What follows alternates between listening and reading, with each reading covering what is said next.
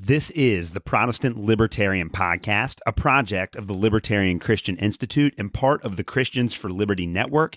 I really hope that you guys enjoy today's show.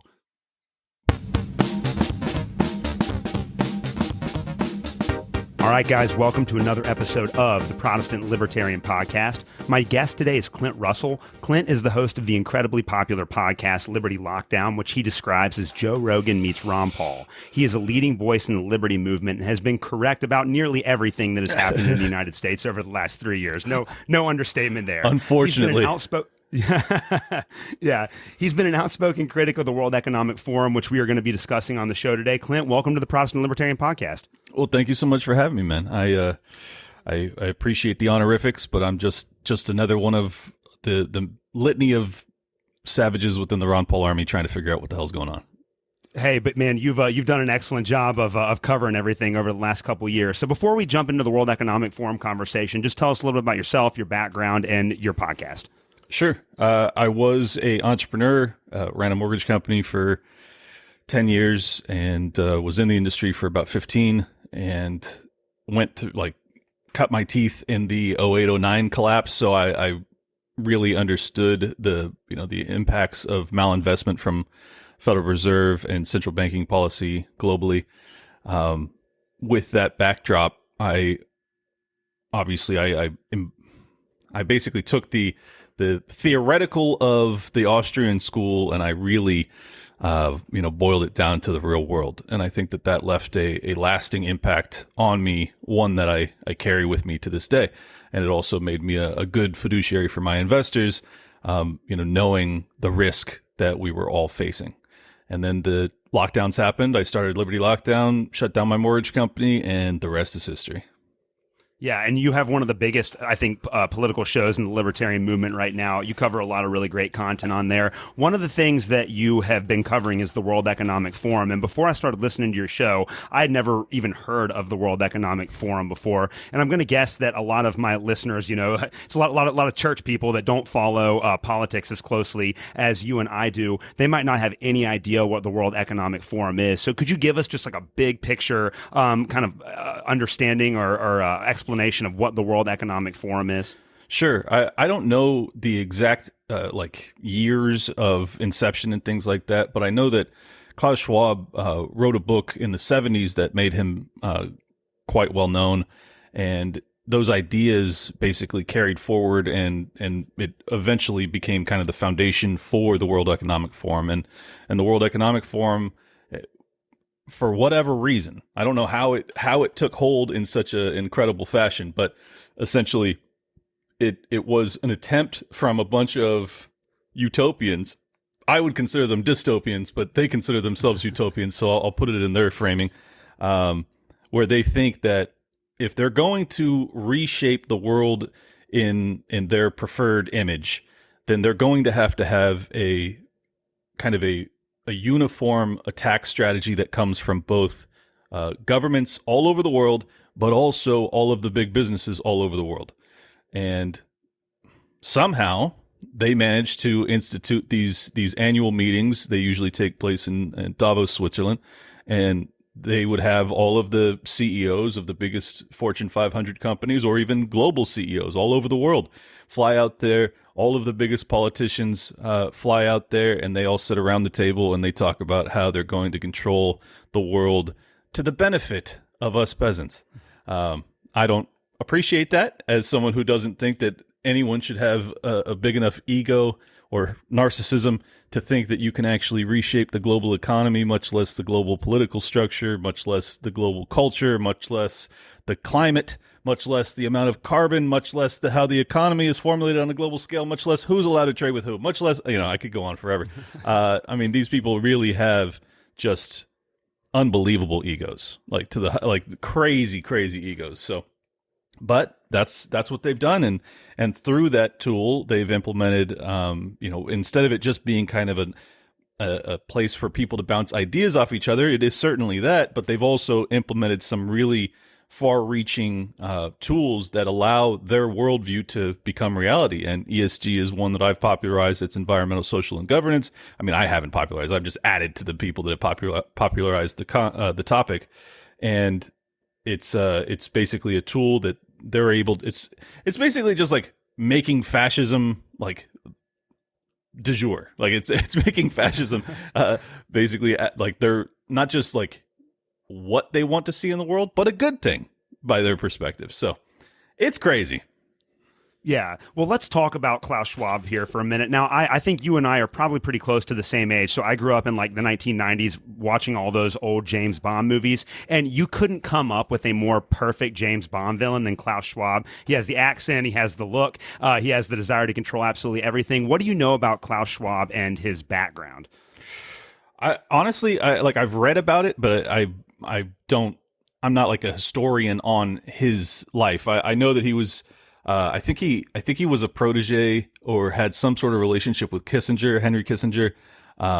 He's kind of just he's got this like Marxist worldview that for whatever reason he's very confident in his not just his correctness but also his ability to modify the world to reflect what he wants to see.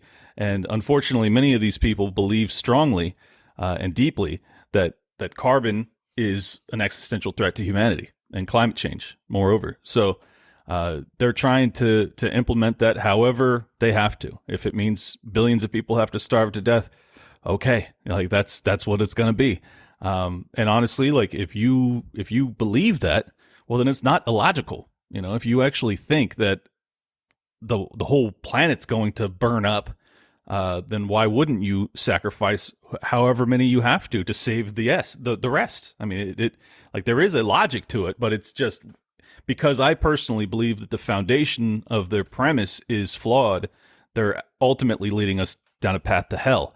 And unfortunately, very few people either recognize the danger that they're in or the seriousness with which these people are approaching it or the tools that they have at their disposal to bring it about against our will. I think that's another aspect of the World Economic Forum that people are not really privy to, is that because these guys are sitting around and essentially dictating how foreign politicians are going to behave, but they're also creating what's called the young global leaders, where they essentially bring these young, palatable orators, these good, molds for political leadership. They bring them into their fold.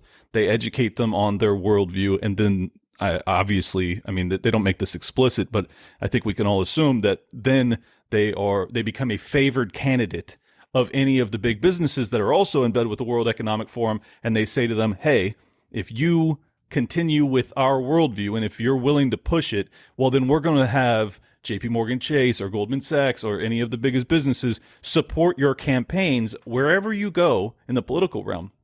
And there's a litany of examples of candidates out there. Tulsi Gabbard's actually one of them. But, Gavin Newsom, what's his name? Justin Trudeau, Chrystia Freeland, the underling of Trudeau. I mean, some of the most evil people on the planet have been young global leaders, and I don't think that's an accident.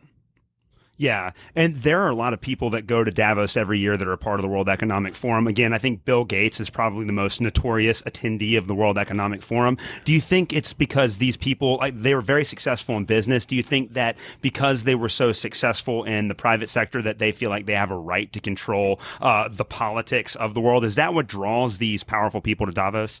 I mean, it's partially that, but I think it's also just like the next level of power accumulation. You've already accumulated more wealth than you'll ever spend in 1,000 lifetimes. Well, then what's the next thing to dominate, to conquer?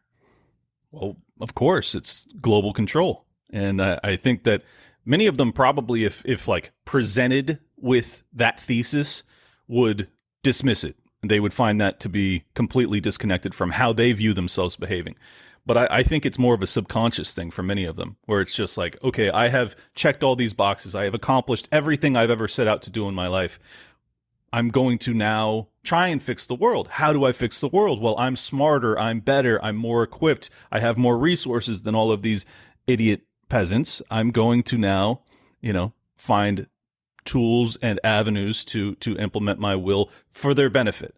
And I think genuinely that many of them are true believers. I think there's obviously some psychopaths and egomaniacs that are also within that fold. But I try not to assume that all of them are just behaving malevolently. I think some of them are doing so, from their own genuine good. But I just think they're wrong. Yeah. Well, they obviously have a goal, and they kind of want to direct human history towards a certain end. And so I think the two biggest policy proposals that they have are Agenda 2030 and then the Great Reset. Before we get into like some of the mechanics of what the World Economic Forum does, could you explain just kind of, again, another broad picture overview of Agenda 2030 and the Great Reset, what those two things are? Yeah. I mean, they basically play into each other, but it's this arbitrary deadline by which anthropogenic climate change has to be remedied, and in part of that is that you're going to have to control and remodify all of our economic landscape and our policy making. So carbon taxes are on the table, and basically everything that you saw in Sri Lanka as well as in the Netherlands when it came to farming in that crisis, like. They are willing to like genuinely starve out people to reduce the amount of carbon from crop production. This is the stuff that we all need to survive, folks. Like, you might want to take that seriously. If they're willing to curtail crop production and dictate what type of fertilizer you're allowed to use to produce an adequate supply of food for the world, just because you want to reduce, carbon output ever so slightly. I mean, this is absolute lunacy. So 2030 is basically the deadline they've put on it on their false premise that if they don't alleviate these issues by that time, then the world will end eventually. So they just wanted to give every participant in the World Economic Forum kind of this target mark for when their plans will have taken hold so that they can save the world. I view it completely the opposite direction, that I think if they are successful and all of their plans are implemented by 2030, that the world will probably end, because you'll have genocide level starvation and you'll have complete societal collapse. I mean, you've already seen it over the past 3 years. The lockdowns are actually a great example of what these people think is an acceptable tool for them to deploy to deal with some issue. And they couldn't have been more wrong. Anybody that understands, economics or just humanity, period, knew that if you locked down the global economy, it was going to create consequences that were just immense and incalculable and horrific. And they were. And I think that it's been proven out that far more people have died because of the response to COVID than COVID itself. I actually predicted that in May of 2020. Like, right when I started my show, I had this thread that went super viral. And I was just like, if the government had done nothing, we'd be way better off. Like, that's how I started it. Yeah. And I, unfortunately, I had to delete all my tweets because I wanted to try and keep my account during the old regime.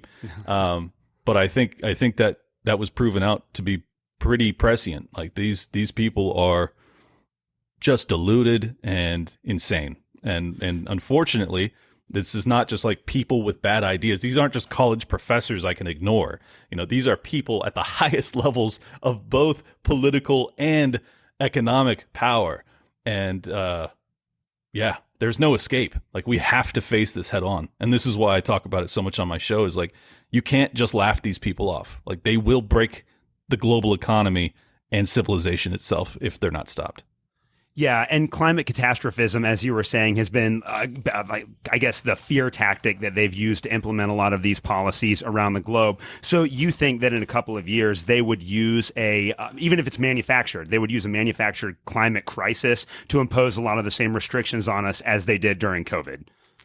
Of course. I mean, there's been no price paid. There's been no punishment. There's really been no even like meeting of the minds on how wrong and insane what they did was. So of course they still feel justified, and most of them are so detached from the actual science of what we just went through.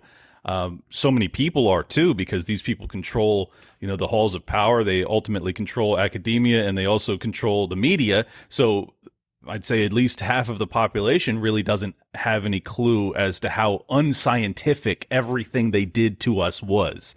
And that's very frustrating. But because of that, because you still have half the population that believes that these people are their benevolent rulers.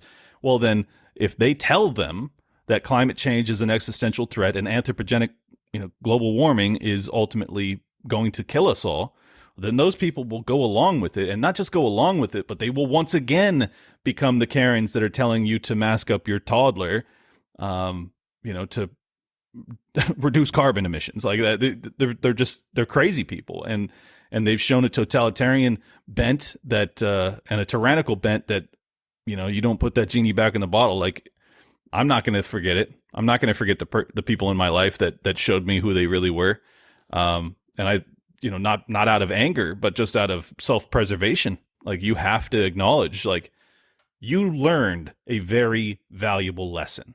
You learned that there are tyrants that are all around you. they're all over the place. And, just 2019, had you asked me, I would have assumed 90% of the people I knew weren't tyrants. And now I'm like, oh no, half of them are. Like, this is a big problem. Yeah. Well, and I think what I want to kind of focus on now is how the World Economic Forum has found ways to influence every aspect of society. I mean, they're very persuasive, and they do an incredible job of controlling the media narrative, which is why I think so many people that wouldn't otherwise support like the lockdowns and things like that wound up being completely in favor of that regime. The World Economic Forum claims that we're currently going through what they call the fourth industrial revolution. And they say that the way to harness that fourth industrial revolution is through an economic model called stakeholder capitalism. Could you explain what those two things are and how they're connected? Sure. Yeah, I mean, I don't think they're actually wrong about one aspect of this. Like, we are going through a fourth industrial revolution, like in the sense that we have technologies that are going to reshape the face of the planet and the global economy and probably civilization itself, from AI to deep fakes to all this stuff that's just wild. Algorithmic control when it comes to search and stuff like that. And now the censorship apparatus that they're rolling out is all a response to that. But I'm sorry, what was the second question? I had a different. Yeah, and then so they use stakeholder capitalism as their method of dealing with the fourth industrial revolution. Yeah, got it. Stakeholder capitalism is actually basically just a rebranding of like Marxist ideology. It's saying that instead of shareholder capitalism, which is someone who has equity in the company, like they've bought shares of the publicly traded company, they want to shift the focus from the shareholder, which as a fiduciary for your investor, you have a legal obligation to only work on their behalf. And not just on their behalf, but so much so that you have to focus on their behalf over your own as the CEO of the company. Like, that is the highest level of duty in the business world, is that you must focus all efforts on benefiting your shareholders. Okay, so they want to reframe this as stakeholders. And now, what is a stakeholder? It sounds like a shareholder. Not an accident. Not an accident that they just ever so slightly changed that wording because they didn't want you to notice. But a stakeholder is essentially saying that the people that live in the country, that have otherwise no ownership in the company, they want the business to now focus on alleviating every issue that the entire civilization is dealing with. And that includes all the way up to carbon emission and climate change. But also it includes, racism and sexism and equal rights and equal pay and, just every single, talking point that you might hear from a liberal today or a neoliberal. And it's just a repackaging and a mask that they put on what I believe to be a real Marxist push. That's my honest opinion. Yeah. So why do you think so many companies are going along with this? Is it just that they're large publicly traded companies and their owners go to Davos every year? Why do they sign up for these programs? Yeah, it's much deeper than that. If it were just that, if it was just a social contagion and go along to get along, ultimately the market demands and the bottom line profit of your company would get you to stop. It's not just that. And this is where ESG comes in. Because you have a relationship from the biggest governments and the central banks with the biggest, the highest, the titans of finance, the guys who run the hedge funds and the ETFs. It's Vanguard, State Street, BlackRock. They have 20 to 30 trillion dollars under management. You're talking an enormous sum of money, and they all want to maintain a positive relationship, not just with the government, but also with the central banks.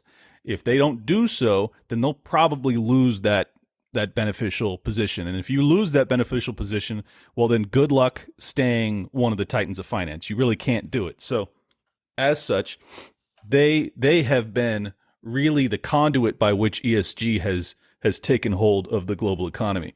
Because real quick, just for my audience, could you explain what ESG stands for? Yeah, it's environmental, social, and governance. It's just these three categories that are basically used as an accounting metric, so that you can decide whether or not this company is behaving in a way that benefits the stakeholders, not the shareholders. So this is the tool by which they have actually implemented their worldview.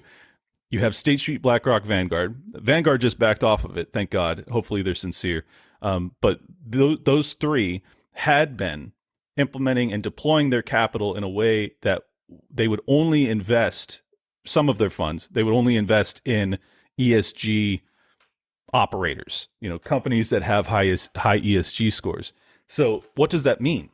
It means that these publicly traded companies, or even startups that want to be publicly traded companies, have to model their company off of the ESG metrics.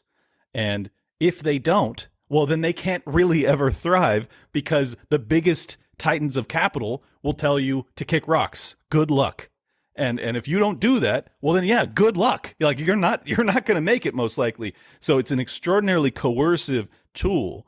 And I think that when I realized this, everything came into alignment. Like the shroud of darkness was lifted, and I could see crystal clear why everything was so insane over the past 10 years. And it was like, oh, gee, like, here it is. This is it. This is the answer to all. This is the skeleton key that unlocks all of the mysteries of why our economic model is so insane. Because when you have an HR department and a marketing arm and all these other aspects of your company that are now appearing to insult your customer, like why is Gillette saying that masculinity is now a threat? You were the best a man can get, and now you're telling me that I'm out of my mind, or I'm a potential rapist, like all this like insane marketing stuff. And none of it made any sense. But then once you understand ESG, all of it makes sense. This is not about satisfying your customer base, and it's also not about satisfying your shareholders. It's about satisfying the ESG lords of industry. And that's what it is.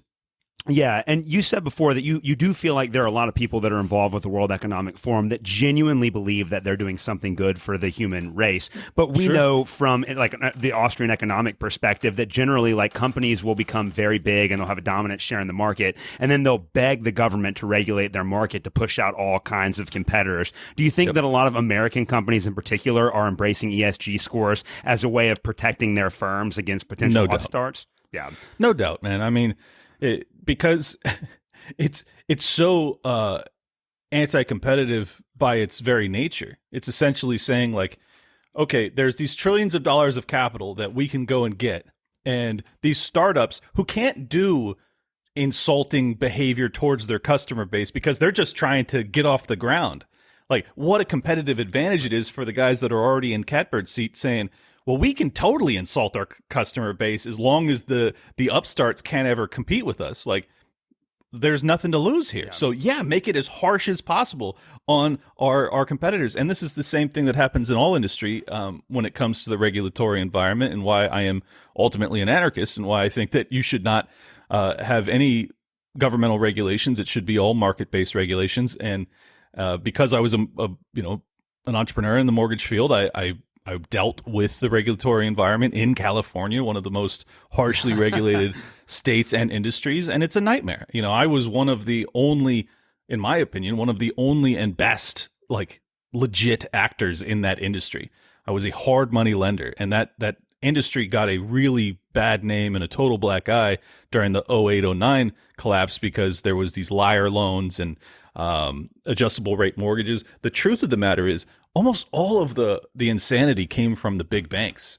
Like, the people like me, I had real investor capital I had to look after. I really cared about these people. These were retirees. I wanted desperately to make sure they didn't lose a penny. I wanted them to make money so that they could retire and live off of it. So like I was dedicated, I stayed up nights, thinking about whether or not I would do this loan, whether I would fund it or not. The bankers don't think about any of that. They just, They clock in, they clock out, they go home, because ultimately their entire portfolio of loans is going to be sold off to Fannie and Freddie. They could care less what happens with those loans at the end of the day. I really cared. And this is why my frustration just grew and grew.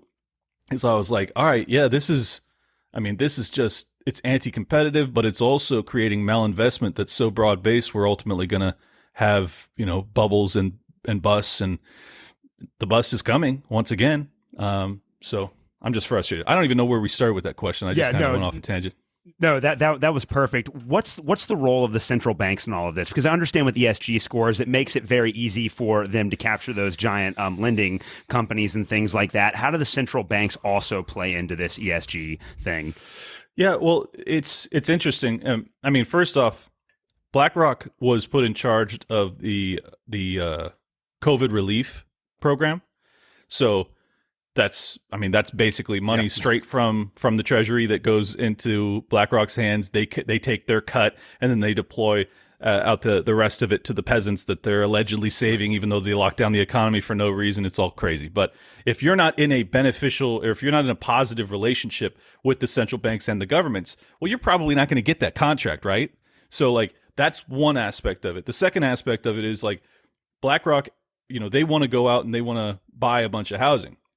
Well, it's going to be important that you have, lines of credit that enable you to do stuff so that you don't have to constantly just be using your own capital. So it's kind of obfuscated as to how much access they have to the discount window, which is at like actual Fed funds rate, right? Because, technically they're not a bank.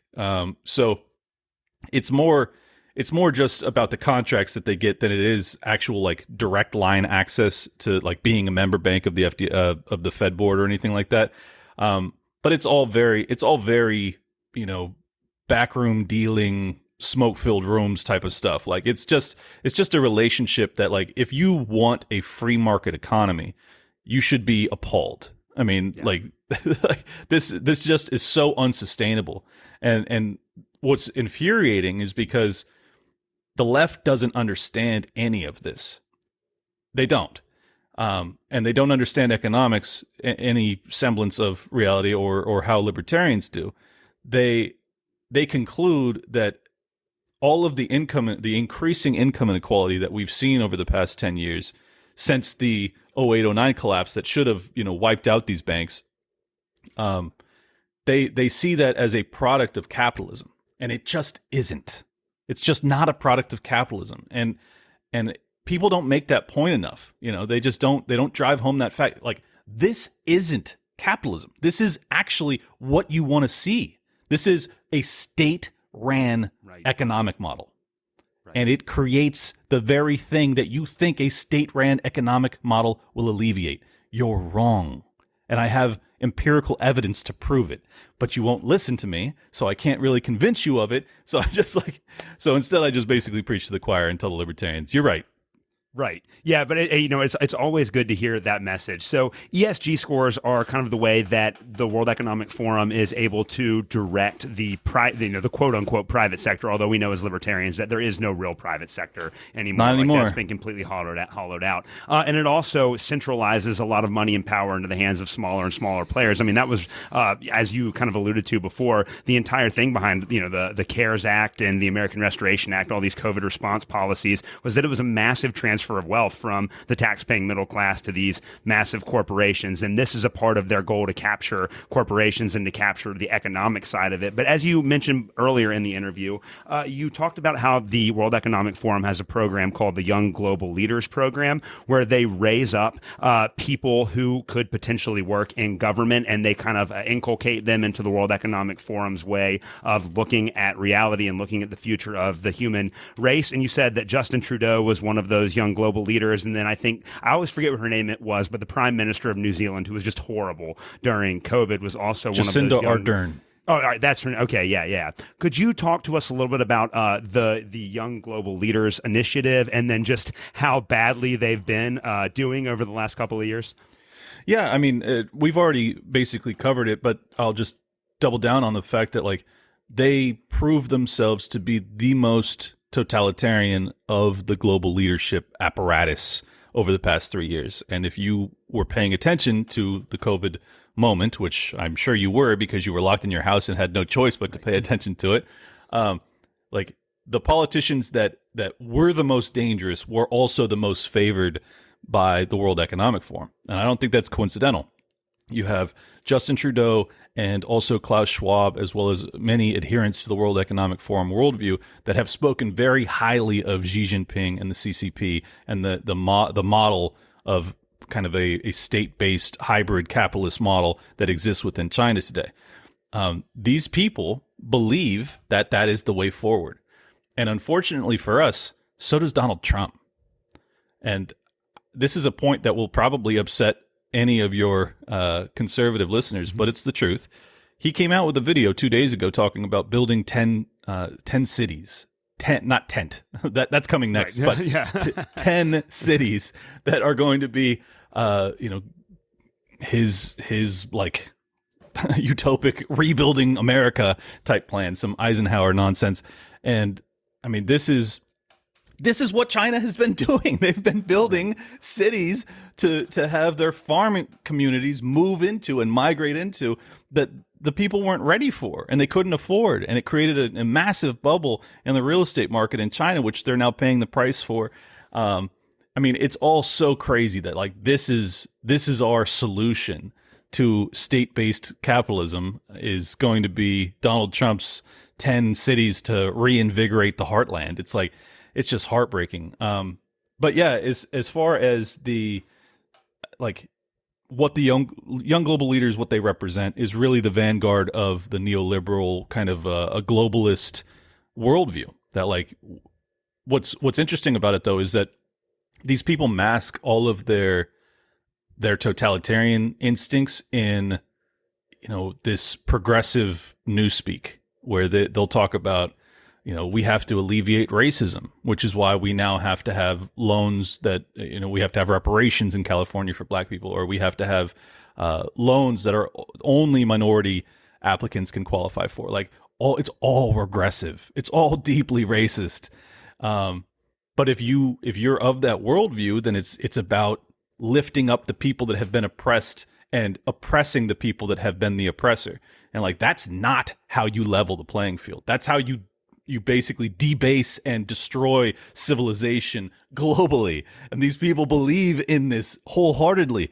I mean, they're so dangerous, man. And I know I probably blackpill my audience talking about this, but it's just true. It's like, that's what they think. And they're not BSing. Like, they're going to bring this about if we don't take them out of positions of power, peacefully through elections. Right. Even though I don't really believe in democracy.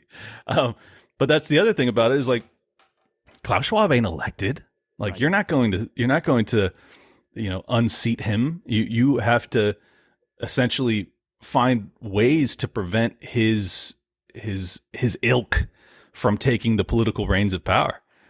So people really need to be paying attention to this stuff. Like they can't just laugh it off anymore. Like it is everywhere. And I think that the COVID lockdowns were really the first shot across the bow of like, there's a new sheriff in town and it doesn't have freedom anywhere near its name. Like this is just going to be a fight between people that value liberty and absolute tyrants for a long time. So we gotta gear up. Yeah. And I mean, again, there's been such I really do feel like for the World Economic Forum and for their leaders, they kind of look at democracy. And I'm with you on that. I don't think democracy is a very efficient form of government. And there's all kinds of problems that's associated with that. But they look at democracy as kind of a backwards way of doing things. And I think they really believe that the world would be better off if it was controlled by like a small oligarchy of incredibly wealthy people. But they have like... It is controlled by a small oligarchy of incredibly wealthy people. Yeah. Unfortunately. And what's crazy to me is that they have, I mean, and especially over the last couple of weeks, I know like people like you and I were labeled conspiracy theorists all throughout the COVID pandemic for our critique of the government response to that pandemic. But man, we have been proven right a lot over the last couple of weeks. But it doesn't seem like like Justin Trudeau, those leaders who were the most responsible for implementing those destructive policies have no self-reflection whatsoever. What do you think it would take for them to realize that these policies are more harmful to the average person than helpful, or are they just so far disconnected from reality that they can't be helped? Yeah, I don't think they'll ever realize it. I mean, a good example, look at Lori Lightfoot, who just lost her re-election campaign in Chicago to mayor. I mean, she just turned around and blamed it on racism. It's like, no. You destroyed your city. You destroyed it from the ground up.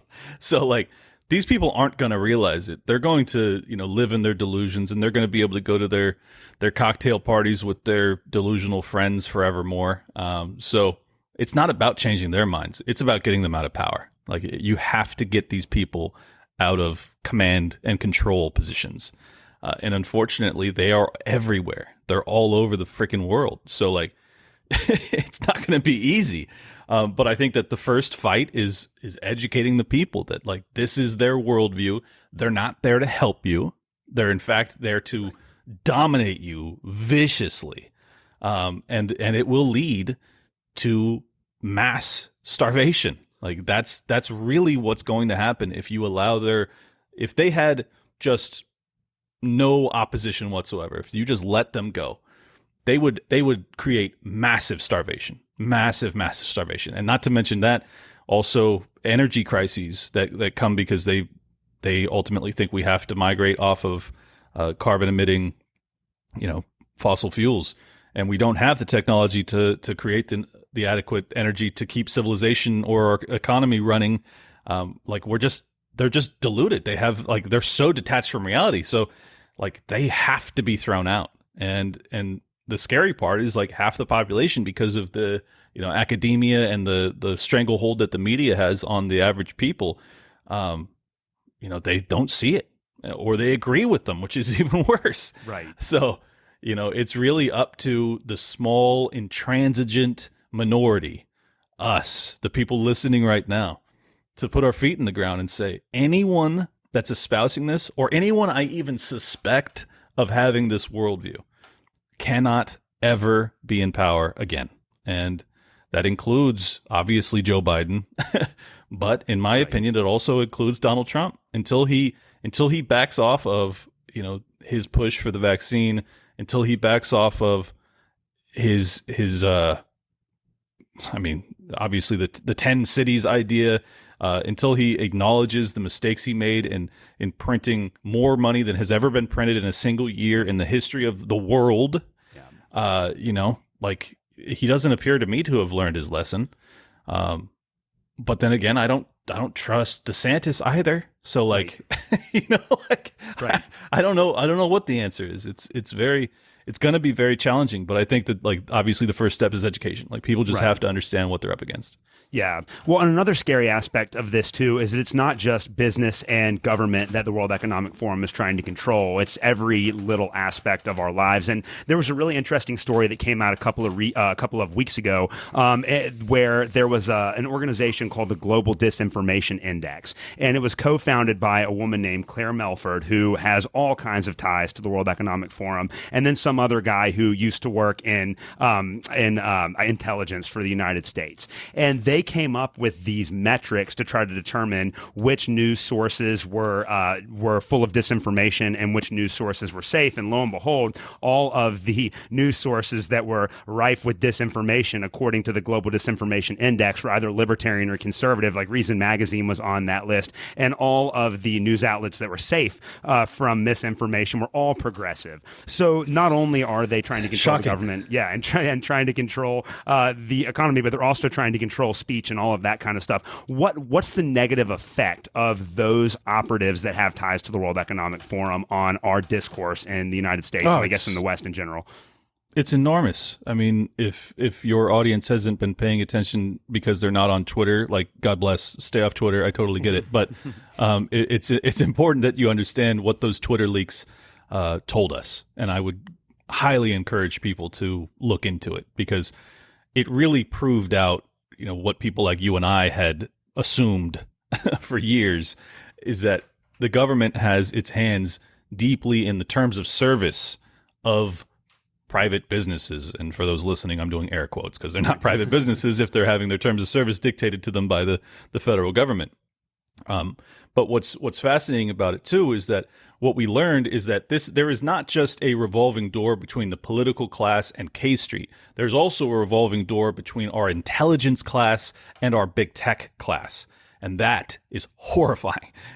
You have people that have been, active FBI agents or CIA, that they leave that position. They're immediately offered, a huge salary to come in and work within, Twitter or Google or Facebook or Instagram or any of these companies, Alphabet, and what that means is that, these people don't just take off their FBI cap, sit it down, and then become like, I'm just a Google employee. It's like, no. Right. These guys still have relationships. They still have contacts, and probably many of them are still on the payroll of the federal government. If I had to guess, I can't prove it, obviously, but, and if they're not, well, they're still getting paid handsomely to be in that position of power within big tech because of their relationship with the government, and the symbiotic, or not symbiotic for our sake, but from their perspective, this relationship where, you have basically a tool to circumvent the First Amendment.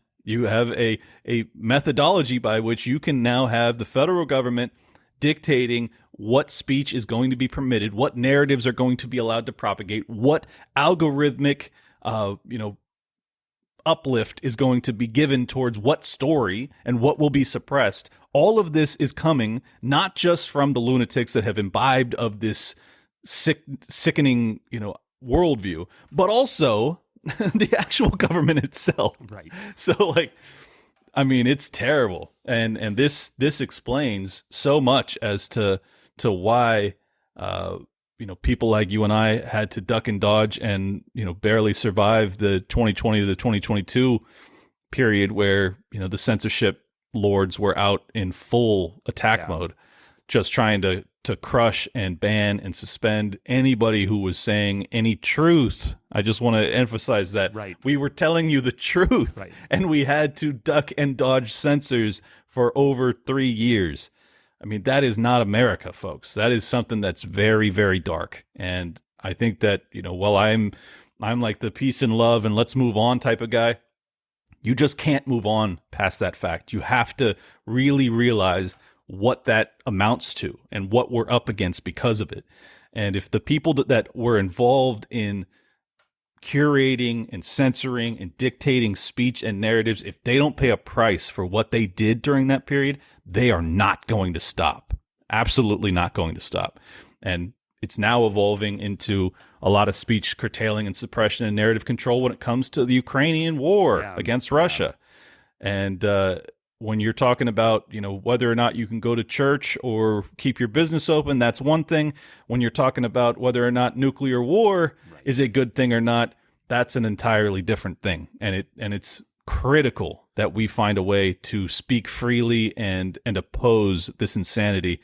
And this is why I am, while I'm still skeptical, I'm a huge fan of Elon Musk, because he did permit us to actually now speak out against this stuff. Because I think right now, if the old guard was in control, I really believe this, that people like me that are very, very concerned about World War III would be getting banned for, giving the quote unquote pro-Russia narrative, even though I'm not pro-Russian at all.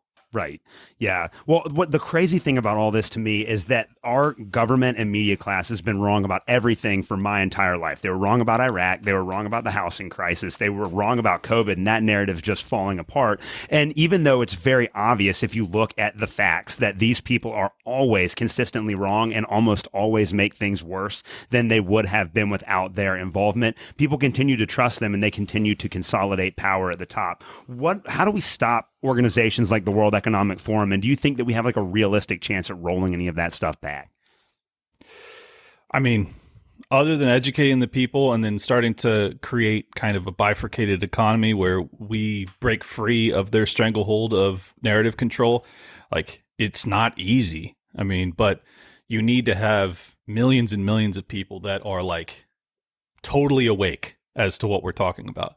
And once that happens, which I think it already has begun, then you can start to create avenues to really compete with them in the information space. And I mean, that's the good news is like, I would have never thought that I'd be doing millions of downloads per year. Like, that's crazy. I was a mortgage broker 3 years ago. Like, I never envisioned that as a possibility. But we need people with our message, not me or you per se, but just like our message to be reaching 100 million people a year, 1 billion people a year. And because YouTube and Alphabet are so deeply in the pocket of the government and the disinformation controllers, you'll never grow to that magnitude on platforms like that. So as of now, Rumble seems to be a real legitimate competitor that is honoring dissident speech. Let's hope that they stay on that path. Let's hope that they don't get bought out by the CIA or whoever. Right. But like in the meantime, we also have to be creating competition to Rumble so that they stay. Like you have to keep the pressure applied on Rumble to stay on the good path. And then beyond that, if you believe in electoral politics, certainly you should be voting for people that see this clearly. I don't know what else you can do. I mean, and then just trying to become as financially free and as grounded in your community and your people locally that like you can try and create enclaves of freedom and liberty that can push back against this stuff. I think that's really all we can do on the individual level. Yeah. Well, as we get towards the backside of the show here, I just wanted to ask you a couple of questions about how you became skeptical towards these institutions. I feel like a lot of libertarians that I know, and this is certainly true of myself, like I had a great childhood, like my parents were great, everything was great, but I've always just had kind of this natural skepticism towards authority. So where did that come from for you? When did you start being skeptical of those that were in power? I think it was from my inception. I think that's just how I was born, honestly. Like, I was born this way. Right. I don't know. I don't know why. I even in elementary school, when people in position of authority told me to do things that I thought were stupid, I wouldn't do them. I was just like, no, this is dumb. Right. I remember my teacher, this is like first grade, maybe even kindergarten. I don't know. Whenever you learn, no, it was probably second grade. Whenever you learn how to write cursive, or actually, no, it wasn't even cursive. It was just regular handwriting. And I write in a way that like whatever the next letter is, like whatever's closest, I'll just start the letter there. Like, which is probably some sort of autism spectrum thing in today's parlance. But like that's just how I write because I thought it was more efficient. And they were like, well, that's not how you're supposed to do it. You're supposed to start the letter here, no matter what the, previous or next letter is to be. And I was like, well, that doesn't make any sense. So I'm not going to do that. And, that's just who I was. My teacher wanted to hold me back, even though I was one of the smartest kids in class, because I wouldn't write how she wanted me to. So like, I just think that that's who I was. And then I was very fortunate in that I had a mother who identified my intelligence and realized that, just because I was intransigent didn't mean that I wasn't smart, like I was very smart. So I think that, one, I was born that way. And two, I had a parenting structure that allowed me to foster that worldview. And I'm very grateful for that because I have this kind of oppositional attitude towards, unjustified authority. Like I have no problem looking up to people who I think who have earned their position of authority. Yeah. But if it's unearned, I have no respect for it whatsoever. And that's just how I am. And I think that's a much healthier way to live. And I think that ultimately I became an entrepreneur because of it, because I didn't want to work for anybody that I thought wasn't better than me. And I didn't encounter anybody in the business world that was better than me. Just being honest. Like I was like, you guys are all doing stuff in a stupid way. And I would like to run my own company so that I can prove out my thesis that I actually have a better way. And then I became an entrepreneur and I made millions of dollars and I proved, yes, I did have a better way. Yeah. So I think that that's just like for people that are built like me, like you should maintain and foster that instinct. It's not actually a negative. It just means that you're probably not going to be a good employee. Right. It means that you're going to be a good entrepreneur. Right. So, a lot of my audience is a Christian audience, and obviously we have a belief that we're supposed to love everybody. And I think that makes a lot of Christians who especially have seen what's happened over the last couple of years with the COVID, they're very skeptical about the people in power, but I think that there's a reticence to criticize them just because of the way that they have interpreted their faith. And I think it's a wrong interpretation. I think we should, actually, I think our Christian faith should make us skeptical of everyone who is in authority. But just if you could kind of explain to my audience real quick, why is it so important for the average person to at least have a skepticism or a hesitance towards people that claim to be authoritative figures? Well, because they're in a position of power. And if they have power over you, then you should have skepticism of their correctness. Like, you can't just assume that they're right. I mean, look at what Anthony Fauci did to the world, because so many people just assumed that he was an authoritative figure when it came to an airborne pathogen. Like, it was catastrophic.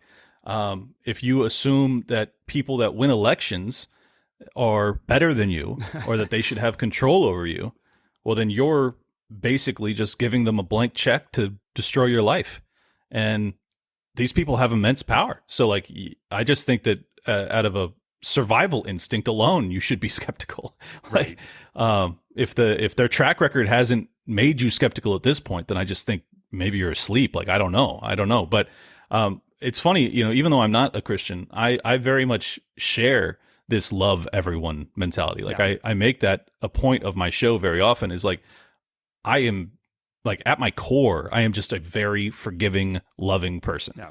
But there are some people in our world that have behaved in such horrific fashion that unless they pay an enormous price for it, then the rest of the world cannot move forward. And in fact, it will result in probably everyone's destruction. So, like, you have to set your kindness and your better nature aside, or in fact, in my view, embrace your better nature and realize that these people are not your superiors and they are taking us down a path to hell. So, as a Christian, do you not have a duty to stand up and say, this is very, very dangerous? And I don't think that there's anything unloving about that. Yeah. I don't think that my hesitancy to allow Joe Biden to take me into a dual front world war with 2 nuclear powers makes me a better Christian. Like, it doesn't make me a better Christian to allow him to do that without me speaking out. Right. I think that Christians have a duty to argue on behalf of peace. Yeah. And I don't want to preach to Christians because I'm not one, and it'll probably be insulting, but that's just my opinion. No, I completely agree with that. And for me, I think that justice is a really important part. Like real justice is an important part of that component. Like, we don't make the world a better place by allowing people like George W. Bush and Barack Obama, who are responsible for bombing at least 2 million innocent people in the Middle East, walk off into the sunset without any sort of consequences for that. Like, I think the church should be at the forefront of holding people like that accountable for their horrible actions towards other people. Preach, brother. Yeah. Preach. So, I mean, this is so true. Like, if you have war criminals that become legacy political families, like, well, then you're doomed. And that's what we have. Barack Obama is held up on a pedestal. He received a Nobel Peace Prize, and he bombed innocent people every single day of his presidency. And George Bush did even worse. Right. Like, he started those wars that Obama continued to propagate. So, like, these people are all worthy of scorn, and they ought to be punished, just to inform the political class that, like, you can't do this anymore and never pay a price for it. Like, it's so wild that, Christians will be persecuted for keeping their churches open during a pandemic, but war criminals are honored. They're given awards, for God's sakes. Like, this is just maddening. So I think that, like, even if I'm not a Christian, I can still just look at this stuff and say, like, look, we're not living in a very Christian world right now. Right. And I think that might be a problem. And I think that part of it, lies at the feet of the Christians who have turned their cheek as their world has been destroyed by, I don't want to say it for sure, but what appears to be evil people. These Right.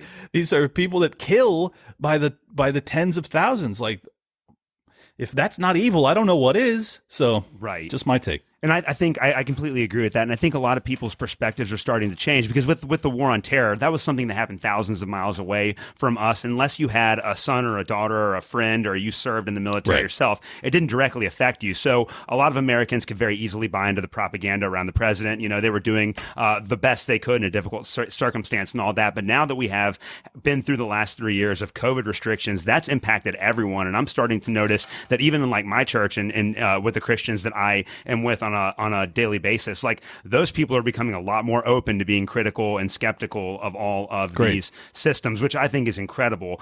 The last question that I want to leave you with today, because I know you talk about this a lot on your show, is a question about the term conspiracy theory. Because as I mentioned before, over the last couple of years, people like you and I were consistently labeled conspiracy theories for saying things like the vaccines might hurt some people and not help everybody, and maybe there might be some economic consequences downstream for locking down the entire economy and printing trillions of dollars. You think? Yeah. So, but everyone called us conspiracy theories for that. And now that we are at the end of the pandemic, it turns out that like all of those conspiracy theories are actually true. So, what do you think of the term conspiracy theory? Does it have any sort of meaning anymore? Is it how would you where do you see that term in 2023? I mean, the label holds the same weight to me as racist or sexist. Like, it's a linguistic cudgel. It's nothing more, really. I mean, and for those that are unfamiliar with the origin of the term, it was created by the CIA to try and suppress truth seekers when it came to the JFK assassination, which, by the way, we have now learned is probably with good reason. So, look, if you're allowing your enemies' labels of you to dissuade you from seeking truth, you haven't learned the lesson that you need to learn at this point. I'm like one of the most peace and love people that I know. And I've been written up by the ADL, Anti-Defamation League. It's like, it's insane. No. It wasn't ADL. It was SPLC, the Southern Poverty Law Center. And it was just because it was a hit piece against the Mises Caucus, but they threw me in there. They threw Reed, Dave, the whole gang in. And it's nonsense. I mean, I don't have a racist bone in my body. I may make jokes that are, racist because I think it's funny sometimes, but like, I really am not a racist. So like, call me whatever you want, like if I'm pointing to a conspiracy, because it was a conspiracy, the lockdowns were a conspiracy. Yeah. If you're going to call me a conspiracy theorist, fine. I just don't care.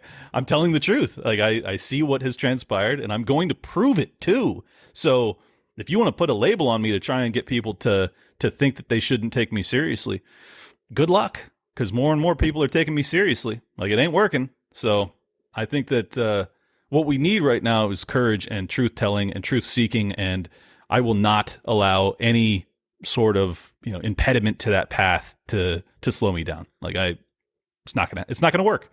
And I feel like more and more people are starting to realize that too. It's like we are actually trying to help the world, and if you want to try and make me an enemy of the people or an enemy of the state or put me on a terrorist watch list or put me on a do not fly list, like, okay, like I'm just on this path now, and I'm willing to accept whatever consequences because I believe that I have good on my side, and I just pray that it'll be enough. Yeah. And I completely agree with that too. And I do think that as more and more people become aware of just how bad this, I feel like the government and the media class has overplayed their hand, and a lot of people realize that now. And so as long as we don't all die in World War III with Russia, I definitely do have some optimism that maybe we'll be able to roll some of this back someday. I do too. I mean, I've said this 1,000 times, but I wouldn't be doing my show if I thought it was hopeless. I'd go to a therapist. Yeah. If there was no point in talking to, because I get a lot of anger and a lot of, hateful messages and stuff from doing what I do. And it's not worth it if I don't think that I have a chance of prevailing. So I think we have a chance. Like I genuinely believe that. And I think that, truth and liberty ultimately will and ought to win out. And I'm just going to I'm going to carry that belief until I'm in the ground. And that's all there is to it. So like, you can't break my will. And I think that we need more people in our camp that feel similarly. Like, you are seeking truth and you want what's best for people, and you're willing to, acknowledge your own mistakes, and you're willing to acknowledge when you get things wrong. Like, those are all signs that you are actually behaving in a way that is like genuine. And when you look at our political establishment or our media establishment, there is no evidence of genuine self-reflection. Right. So like, as long as you can maintain that and keep your ego suppressed, and keep your eye on the bigger prize, which is trying to sustain human liberty on Earth, well then keep going. Yeah, that's a beautiful ending, Clint. Well, you're doing great work with Liberty Lockdown. Before we wrap up today, just tell my audience, where can they find your work and follow you? At Liberty Lock Pod on Twitter, and Liberty Lockdown or Clint Russell. That's Russell. You could probably search for me on pretty much any platform, and you'll find an account for me somewhere. So, thank you so much for having me, man, and to your Christian audience, I love you guys, and we need you. So please rise up.